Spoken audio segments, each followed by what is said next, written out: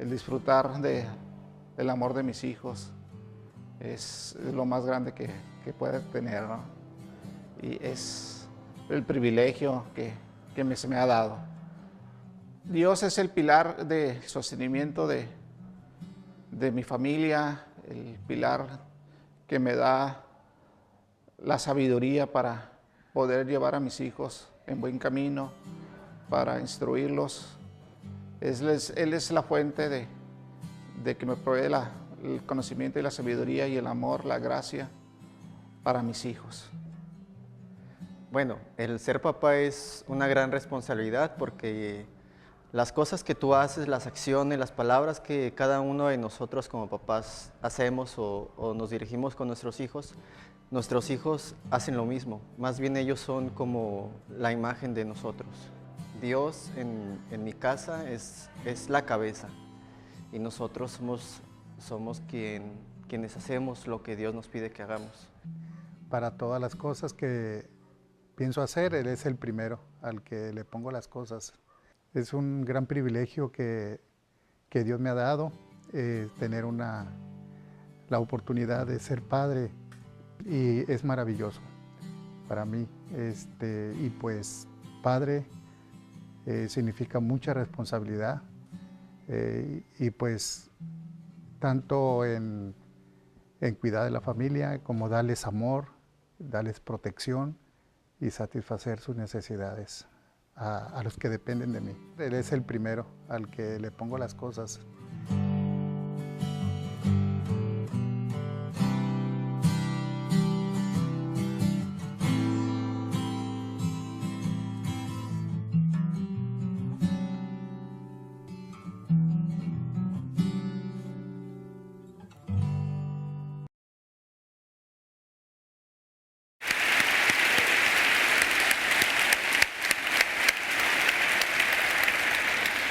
Y a todos los chilenos aquí, felicidades.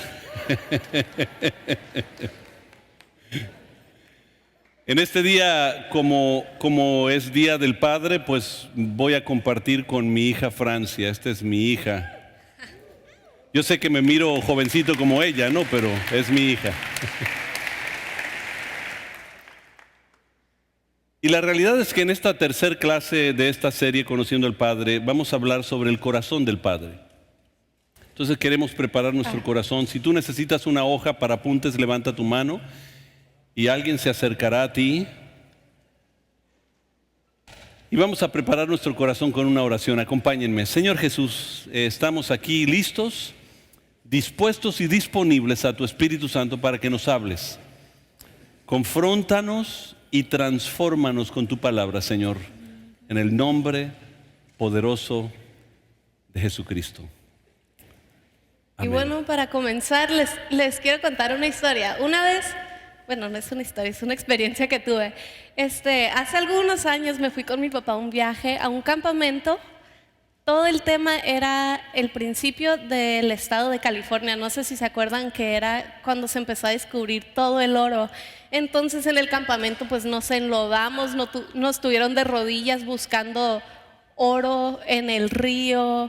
Tuvimos esa experiencia muy padre. Y diciendo esto, quisiera empezar diciéndoles que las piedras preciosas y las gemas no se encuentran en la superficie.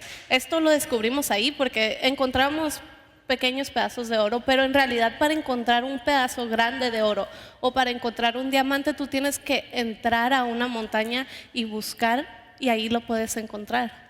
Y es igual en las cosas de Dios. O sea, lo que uno hace con Dios es, en vez de nada más estar en la superficie, cuando empiezas a profundizarte, empiezas a encontrar los valores grandes, algo precioso. Anota esto por favor en tus hojas. Nuestro sistema de valores determina cómo vemos las cosas. Y somos una nación de valores. Todos decimos que tenemos valores de familia. Y es curioso porque somos una nación de valores y a pesar de los valores hay una decadencia moral en nuestra nación. Decimos que somos nación de familia, pero somos el principal productor de pornografía infantil. Los índices de alcoholismo están por los cielos. El divorcio está incrementando cada vez más. Y aún así decimos que tenemos valor. Entonces, ¿cuáles son esos valores? Y los valores son afectados por distintas cosas. La cultura afecta nuestros valores, nuestra familia, nuestra religión en la que crecimos afecta nuestras emociones. Hay situaciones que nos han sucedido que van afectando poco a poco los valores que establecemos como personas, nuestras amistades, costumbres. Hay muchísimas cosas que van afectando y nos van haciendo nosotros establecer ciertos valores como humanos que tenemos en nuestras vidas. Y de hecho, llegamos a juzgar a la gente basado en esos valores. Un ejemplo, cómo vemos nosotros a la raza indígena. Y hay muchas ocasiones donde nosotros nos consideramos en algunos casos superiores a ciertos indígenas. Y eso tiene que ver por el sistema de valores. Mal que tenemos, pero sistema de valores. Por muchos años la raza negra en los Estados Unidos y en muchos otros países siguió siendo oprimida por el sistema de valores que nosotros pensábamos que era buen valor, pero sin embargo con el tiempo nos vamos dando cuenta que era un valor raro, malo, y solo venía una decadencia. Y Jesús en Lucas capítulo 15, quiero que abran sus Biblias a Lucas capítulo 15, habla y responde a este sistema de valores. Y es bien padre porque Jesús viene y nos trata de hacer entender esto. Y dice, para entender los valores de Dios tiene que cambiar nuestra manera de pensar. ¿Por qué no anota eso en sus hojas? Para entender los valores de Dios tiene que cambiar nuestra manera de pensar. Porque muchas veces decimos, es que yo así soy, así crecí y no voy a cambiar. Entonces Jesús viene y nos trata de hacer poder entender un poco su sistema de valores. Y va a confrontar nuestro sistema de valor familiar, nuestro sistema de valor religioso, nuestro sistema cultural. Nos confronta. Y en esta ocasión, en Lucas 15, está hablando con un grupo de personas, cuatro en particular, pero tres hablando de los religiosos. Empieza a hablar de los publicanos, que eran los que recolectaban los impuestos de la gente y se quedaban con un porcentaje. Y ellos eran considerados pecadores por traicioneros hacia su nación, ¿no? Y también tenemos a los pecadores, que eran los que estaban ya hartos del sistema religioso. Yo sé que aquí no hay nadie que está harto de un sistema religioso, pero esos eran los pecadores, los que estaban hartos y empiezan a vivir la vida loca, lo que se les daba la gana, ellos hacían. Y tenemos a los fariseos y los escribas, que eran los que se dedicaban a estudiar la palabra de Dios. 13 horas al día era todo lo que hacían. Entonces, como ellos conocían más la ley de Dios, ellos empezaban a despreciar a los pecadores y a los publicanos. Vamos a empezar a leer, porque en este caso, anótalo antes de empezar a leer, Jesús les muestra otro sistema de valores. Y aquí les va. Dice, los cobradores de impuestos y otros pecadores de mala fama a menudo venían a escuchar las enseñanzas de Jesús.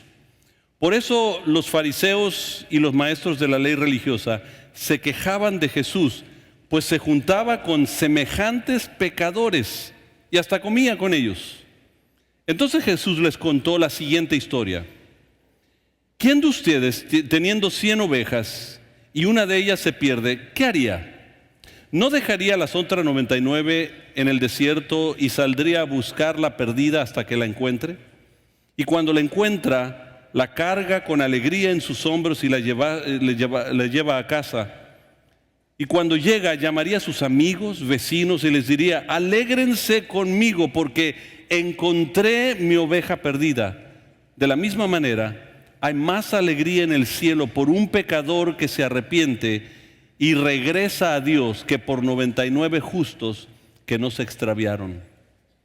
Entonces Jesús aquí viene y nos empieza a mostrar otro sistema de valores, nos trata de explicar de otra manera, ¿no? Sí, aquí Jesús está sentando con pecadores. Para el religioso judío, el que se siente con ese tipo de gente, un traicionero a la patria, una persona que no respetó la religión y decidió apartarse y vivir su propia vida, y que Jesús se siente con ellos como que no tenía sentido. Y ahora, Porque la religión usualmente piensa que Dios odia a los pecadores. Entonces ven a los pecadores y los desprecian. Porque piensan que Dios odia eso sin conocer realmente el sistema de valor de Dios. Porque realmente lo que Dios hace es nos ama a todos. Y aquí empieza a hablar sobre el pastoreo de ovejas. Viene a enseñarles un poco del amor de Dios, ¿no? Porque muchas veces pensamos, ay, el pastor es Jesús, es Dios de las ovejas, yo no tengo nada que hacer ahí. Pero curioso que ahí dice en la palabra, dice, ¿quién de ustedes los está confrontando, ¿no? Sí, exactamente. Entonces ellos empiezan a entender un poco más, porque ellos se podían relacionar con esto porque ellos eran pastores. Esa cultura tenían ovejas, eran pastores, dueños de ovejas. Entonces Jesús se baja y les trata de enseñar un poco a su mentalidad. Pues de hecho, los religiosos, el sistema religioso judío tenía, la oveja se llevaba como sacrificio, entonces estaban acostumbrados a eso. Entonces el relato va a ser muy del corazón de los fariseos y de los escribas. Sin embargo, hay dos cosas que podemos ver aquí. Es el valor del mercado, el pastor es uno y el dueño de las ovejas es otra persona. No son las mismas personas. El pastor es el que cuida las ovejas para el dueño de las ovejas. Entonces, hay dos valores aquí, el valor para el pastor y el valor para el dueño. El valor para el pastor es valor de mercado, o sea, cuánto vale la carne, cuánto vale la lana. Entonces, uno pudiera decir, bueno, si una oveja vale $1,000, ¿para qué voy a dejar 99,000 acá? Irme a buscar solo una que vale $1,000, pues ya se perdió y se acabó, ¿no? ¿Cuál es el problema? Pero para el dueño de las ovejas tiene un valor mucho más grande que valor de mercado. Tiene un valor personal. Es el valor que le da el dueño. Entonces por eso es que el pastor sale a buscar a esa oveja perdida. Porque si él no regresaba con su jefe, con todo completo, el 100% de lo que se le fue entregado, él no era digno de confianza. Entonces vamos a apuntar esto en nuestras notas. Si el pastor no regresaba el 100% de lo que se le había entregado, no era digno de confianza de su jefe. O sea, entonces él tenía que hacer su trabajo no solo en cuidar, sino en regresarle al dueño lo que a él le pertenecía. Y por eso dice al versículo 7, hay gozo en el cielo cuando un pecador se arrepiente. Ya les está diciendo el sistema de valores de Dios. Una cosa es el pastor de ovejas y otra cosa es el dueño de las ovejas. Entonces cuando se regresa a esa oveja hay gozo y por eso junta a sus amigos porque, hey, regresé, soy digno de confianza. Le regresé al dueño lo que le pertenecía a él, que es el 100%. Hay una siguiente historia. La siguiente historia la encontramos en el versículo 8 en adelante. Dice así: o supongamos que una mujer tiene 10 monedas de plata, es una diadema que se ponían las mujeres en aquel tiempo, y pierde una moneda. ¿No encenderá una lámpara y barrerá toda la casa y buscará con cuidado hasta que la encuentre? Y cuando la encuentre, llamará a sus amigas y vecinos y les dirá: alégrense conmigo porque encontré mi moneda perdida. De la misma manera hay alegría en presencia de los ángeles de Dios cuando un solo pecador se arrepiente. Entonces aquí ellos podían entender un poco más porque en Judea y Galilea era costumbre que cuando la mujer se casaba se ponía una diadema con 10 monedas que representaban un poco del compromiso con su marido. Entonces tú puedes decir, ¿por qué no? Pues si estaba perdida, ¿por qué no salió y compró otra moneda? Seguramente no costaba mucho. Era una moneda pequeña, poquito de metal, no cuesta mucho. Pero aquí nos enseña que el valor era mucho más allá que una simple moneda. A ver, ¿cuántos aquí traen su anillo de matrimonio? Presúmanmelo un poco. Para el hombre no es tan importante, pero para las mujeres somos un poco más exageradas. Si ahorita se cae tu anillo a la salida. ¿Eh? No, nada. No dije nada. Si ahorita se te cae tu anillo, lo que vas a hacer por lógica es vas a empujar a la gente y a buscar tu anillo. No porque tu anillo valga mucho, sino Tu anillo vale el compromiso que tú hiciste con tu esposo, con tu esposa, el compromiso de fidelidad, el pacto de amor, de honrar a tu pareja. Eso es lo que más vale. De hecho, este anillo a lo mejor en el mercado no tiene mucho valor. Tú dirás, no, yo puedo comprar uno mejor que ese. Pero no tiene que ver con el valor del mercado. Es que para mí esto representa un pacto, una voz que se dio, una promesa que se dio. Entonces, el anillo, de hecho, vale más de lo que vale. No sé si me explico. O sea, para Dios, yo valgo más de lo que valgo. Voltéate con alguien y dile, oye, yo valgo más de lo que valgo. Es así, miren. No, les dije que platiquen. Es así. Se dice, nosotros somos hechos de la tierra. De hecho, cuando nosotros morimos, regresamos a ser otra vez tierra, minerales, agua. Exactamente los componentes que hay en la tierra somos nosotros. Y si nosotros nos reducen a lo que somos en mineral, tierra y agua, se dice que nuestro valor es $2.75. Es todo lo que vales. Bueno, algunos valen un poquito más, ¿no? Porque pues, como 3.50, ¿no? Pero la realidad es que el valor del mercado es uno, pero el valor para Dios es totalmente otro. Y esto es lo que nos quiere explicar. El mercado no determina el valor, sino el pacto es el que determina el valor.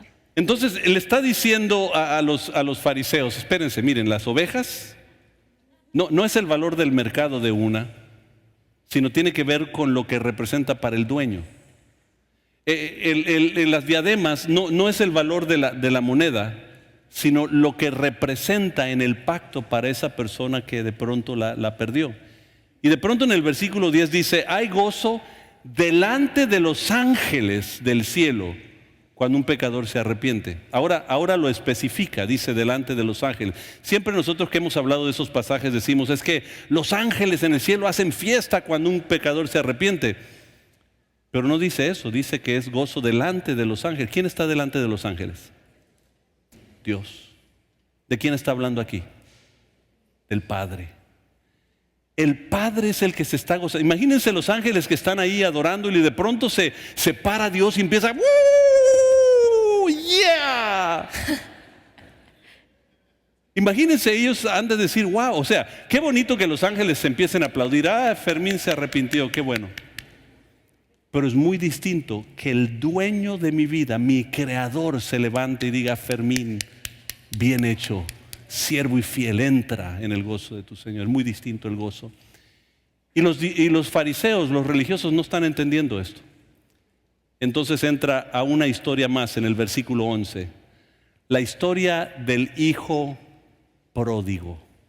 Y es la historia de un hijo menor de una familia que va con su padre y le pide su herencia, porque la herencia para ellos no era dinero en el banco ni nada, sino eran tierras. Entonces el padre tiene que salir, empezar a buscar, a vender las tierras, y finalmente cuando consigue vender sus tierras y completar lo que le tocaba a su hijo, pues se lo entrega y el muchacho, como nunca hacemos los jóvenes, malgasta todo su dinero y termina en la calle. Y termina el muchacho, estaba fuera de su nación, termina pidiendo un trabajo cuidando a cerdos y eventualmente termina comiendo con los cerdos. Y llega un día donde finalmente el muchacho llega a entender y recapacita y dice, ¿sabes qué? Yo necesito volver a la casa de mi padre. Imagínense, de tener muchísimo dinero, el muchacho estaba comiendo con cerdos. Ahora, lo impactante para los religiosos es que aquí se quebraron 4 leyes. Y no sé, a lo mejor en tu hoja quieres anotarlos en algún lado, pero la primera cosa es que se quebró la ley de Dios. O sea, honra a tu padre y a tu madre. O sea, ¿cómo puede sentarse él y decirle, papá, dame lo que a mí me pertenece? Segunda ley que quebró es la ley de no valorar la herencia. O sea, la herencia en aquel tiempo no era dinero. No crea que se iban a Banamex y depositaban su dinero. Perdón, no Banamex, Ban Israel. Ban Israel y depositaban su... No había eso. Entonces el dinero se convertía en propiedades, compraban propiedades y así era la herencia. Entonces no valoró la herencia porque para el joven no le importaba el terreno, él quería dinero, es lo que él podía gastar. Entonces él no valoró la herencia. La tercera ley que quiebra es abandonó la nación. Era un pecado imperdonable abandonar la nación, porque la nación judía tenía que permanecer unidos en Israel porque son judíos. Entonces abandona la nación y ellos no pueden entender por qué. Y número 4, trabajó para un gentil. Y no solo trabajó en cualquier trabajo. Para los judíos, el trabajar, la carne de puerco, de cerdo, era lo peor, lo más bajo que podías comer, es pecado, no se puede. Y no solo trabaja para un gentil, trabaja alimentando a cerdos. A ese grado cayó en aquel momento, hasta que de pronto, ¡pum!, la luz se le enciende y volvió en sí. Y finalmente decide regresar a la casa del padre y dijo, mínimo como un esclavo de mi padre yo voy a volver y trabajar para poder comer. Y aquí va mostrando un poco del choque del sistema de valores de Dios al que tenemos el sistema de valor de hombre. Porque como hombres decimos, ¿por qué si él no merecía ya nada de su padre? ¿Por qué su padre lo acepta de nuevo en casa? Y por eso dice, bueno, pues por lo menos que me haga un siervo. O sea, no soy digno de ser hijo. Pero bueno, por lo menos llegar y que el Señor me reciba y me ponga entre todos los demás y trabajo, pues por lo menos como mejor que de lo que estoy comiendo ahorita, porque ni los cerdos, fíjense, ni los cerdos le querían dar de comer. Entonces él regresa y estando de lejos, la Biblia dice de esta manera, cuando él estaba de lejos, su padre lo ve y hace algo muy peculiar. Va corriendo hacia él para abrazarlo. Pero imagínense esto, tenía tiempo trabajando con los cerdos, comiendo con ellos. Me imagino que había un calor, sin zapatos, sin sandalias. Entonces era un olor fatal seguramente que tenía el muchacho. Pero aún así su padre va corriendo hacia él. Lo abraza y lo besa. Yo sé que muchos hubieran dicho, uy, qué bueno que estás en casa, voy a bañarte para poder darte un buen abrazo, ¿no? Al padre no le importó nada de eso. Lo abrazó, lo besó y empieza a hacer 3 cosas muy, muy poderosas. Lo primero es le pone una túnica, que para nosotros nos representa la justicia de Dios. Él no merecía ser arropado ya porque él ya se había gastado todo, pero aún así su padre llega y le pone la túnica. Y bien curioso porque el muchacho se llevó todas sus cosas, no era como que estaba con sus maletas. Seguramente cuando se quedó sin dinero vendió toda su ropa, entonces él venía sin nada y el padre le pone una túnica. Le pone una túnica. ¿De quién sería la túnica? Del padre. Y lo arropa con la túnica de justicia del padre. Isaías 61:10 dice así: me llené de alegría en el Señor mi Dios, pues Él me vistió con ropas de salvación y me envolvió en un manto de justicia. Soy como un novio en su traje de bodas o una novia con sus joyas. O sea, el Señor lo que hace cuando tú llegas a Él y dices, Señor, perdóname, lo que Él hace es te arropa con su justicia, no es mi justicia. Nosotros siempre pensamos que la justicia de Dios es distinta y por eso de pronto si alguien te hace algo malo, dices, pero hay un Dios justo en el cielo. Y tú estás pensando en venganza, que Dios llegue y te corte la cabeza a la persona que te hizo mal, ¿verdad? Sí. Pero la justicia de Dios es muy distinto a la justicia. El sistema de valores de Él y el nuestro es totalmente distinto. Y segunda cosa que hace su papá es le pone un anillo. Antes se usaba que el rey se ponía un anillo y tenía su sello. La marca del rey tenía el nombre escrito por adentro. Entonces el padre va, le pone la túnica, lo viste y le pone un anillo que representa la gracia de Dios. Sí, la gracia de Dios, autoridad. Isaías 43:2. Dice así: oh Israel, el que te formó dice, no tengas miedo porque he pagado tu rescate.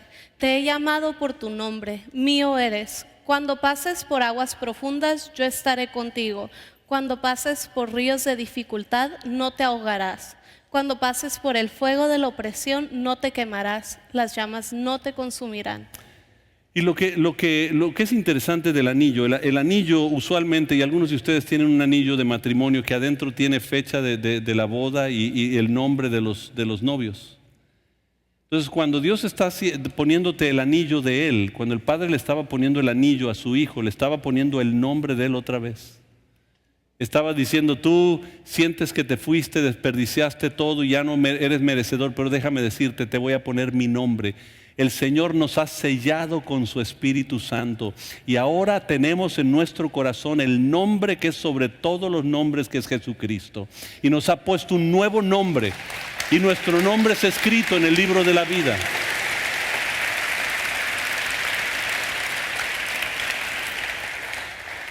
Entonces con este sello que Él nos ha puesto, finalmente le pone calzado en los pies porque Él venía descalzo. En esos tiempos, los que siempre estaban descalzo generalmente eran los esclavos y los trabajadores. Y el Hijo dice, si tan siquiera me dieran trabajo como un sirviente de mi Padre, Él con eso quedaba conforme. Y el Padre viene y le pone calzado en los pies. ¿Por qué? Porque le estaba diciendo, tú no eres esclavo, tú eres mi hijo. Porque el Padre no puede hacer de un hijo un esclavo. Primera de Pedro 2, 9 y 10 dice, pero ustedes no son así porque son un pueblo elegido. Son sacerdotes del Rey, una nación santa, posesión exclusiva de Dios. Por eso pueden mostrar a otras la bondad de Dios, pues Él nos ha llamado a salir de la oscuridad y entrar a la luz maravillosa. Antes no tenían identidad como pueblo, ahora son pueblo de Dios. Antes no recibieron misericordia, ahora han recibido la misericordia de Dios. Justicia, gracia y misericordia. Entonces anoten en sus hojas. Él regresó pensando que era indigno, se consideraba indigno por sus fallas y sus errores. Es así, con esa actitud llegó. Ahora, déjenme decirles de las sandalias. Una cosa es tu actitud. La actitud cuando tú te presentas a Dios tiene que ser como siervo.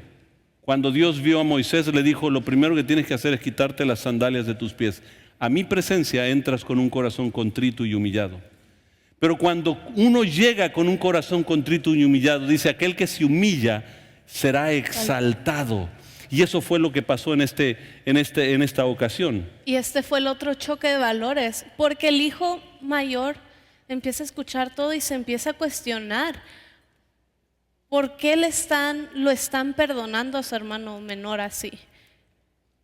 Y nada más anoten en sus hojas, el padre no puede hacer de un hijo un sirviente. Y ahora el hijo mayor está diciendo, bueno, número uno, ¿y por qué lo recibió? Porque no tiene que ver con el valor del mercado, tiene que ver con el valor del dueño. No es lo que tú piensas que vale. Es lo que Dios dice y Él le dice al hermano mayor, oye, ¿sabes qué? Tu hermano, mi hijo, estaba perdido y se encontró, estaba muerto y está vivo otra vez. O sea, el hijo mayor se considera indigno, se considera mucho más digno que el menor. O sea, ¿cómo puede ser que lo recibes? Él nunca había hecho las cosas malas. Y de pronto el padre le dice, hijo, tú siempre has estado conmigo y todo lo que tengo es tuyo. O sea, el hijo mayor valoraba más la bendición de su padre que la presencia misma de su papá. ¿Por qué no anotan esto en sus hojas? Él valoraba más la bendición del padre que la presencia del padre. Dios le está diciendo, Dios está diciendo a los religiosos, a veces nosotros valoramos mucho más la bendición que Dios da, pero teniendo su presencia, tenemos todo. Por eso Moisés en una ocasión de pronto le dice a Dios, ¿sabes qué? Cuando Dios le dice, yo mandaré mi ángel contigo y va a ir y te va a llevar con bien, vas a estar bien, vas a estar bendecido. Y él dice, no, Señor, si tu presencia no va conmigo, no voy. Y muchas veces nosotros, como el hijo mayor, valoraba más la bendición. Él dice, yo he estado contigo, tú has estado conmigo, hemos estado en presencia uno del otro y todo lo que yo tengo es tuyo. pero no se había dado cuenta que la presencia del Padre es lo más importante. Y esta es la pregunta que queremos llegar a través de todo este mensaje. ¿Qué es lo que tú valoras más? ¿La bendición de Dios en tu vida? Porque sí es bonita, pero las bendiciones vienen de vez en cuando. Dios nos va bendiciendo y bendiciendo, pero su presencia está con nosotros todo el día y noche. Cuando dormimos, cuando despertamos, tenemos su presencia. Entonces, ¿qué es lo que nosotros valoramos más y buscamos más en nuestro diario vivir? ¿La bendición de Dios o su presencia? Ahora, algo que surge en Lucas 15, el Señor no va y le quita al hermano que se quedó de su herencia para dársela al menor. Él le da de su presencia, de su bendición, su manto, su anillo, sus zapatos. Recibimos algo de parte de Dios, pero no le quita a uno para darle a otro. Pero lo que más nos produce bendición es la misma presencia de Dios. ¿Has valorado eso? Lo que Dios da. Somos bendecidos por Dios. Cada uno de nosotros tenemos una bendición especial. Dios nos ha vestido de justicia, nos ha dado su anillo de autoridad, nos ha sellado con su gracia y nos puso un nombre nuevo. Lo que tú antes eras quedó atrás. Vayan a Salmo 139, hay unos pasajes ahí. Todo el Salmo 139 vale la pena leerlo, porque habla mucho de lo que hemos estado hablando hoy. Y empezando en el versículo 1, y vamos a brincar en otros pasajes para leerlos. Dice así el 1: Oh Señor, has examinado mi corazón y sabes todo acerca de mí. Y luego el 12 dice: pero ni siquiera en la oscuridad puedo esconderme de ti. Para ti la noche es tan brillante como el día, y la oscuridad y la luz son lo mismo para ti. Y luego dice el 17 y el 18: qué preciosos son tus pensamientos acerca de mí, oh Dios. No se pueden enumerar, ni siquiera puedo contarlos. Suman más que los granos de arena, y cuando despierto todavía estás conmigo.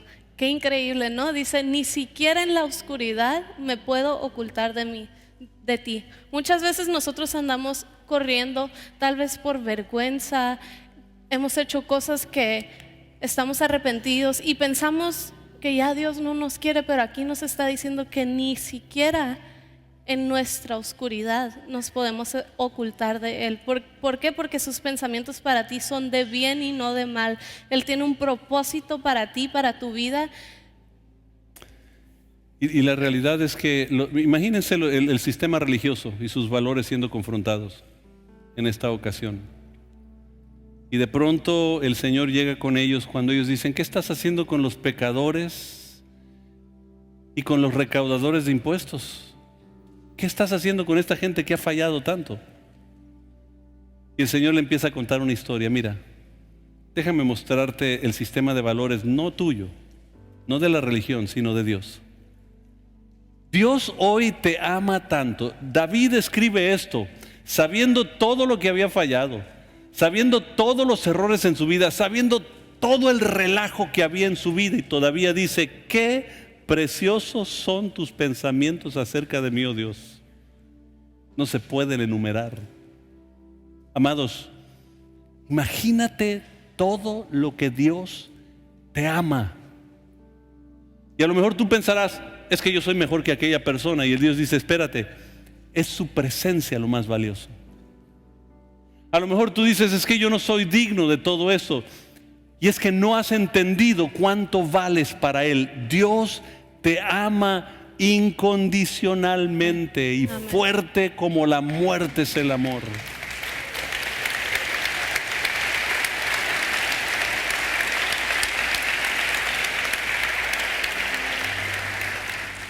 Yo valgo más de lo que valgo, porque lo que valgo yo es lo que Dios dice de mí. Tú eres un hijo, eres real sacerdocio, nación santa, pueblo adquirido por Dios para anunciar las virtudes de aquel que nos llamó de las tinieblas a su luz admirable. Señor Jesús, Que nosotros podamos entender el sistema de valor, el corazón de Dios, que es muy distinto a nuestro sistema de valores. Háblanos, Señor.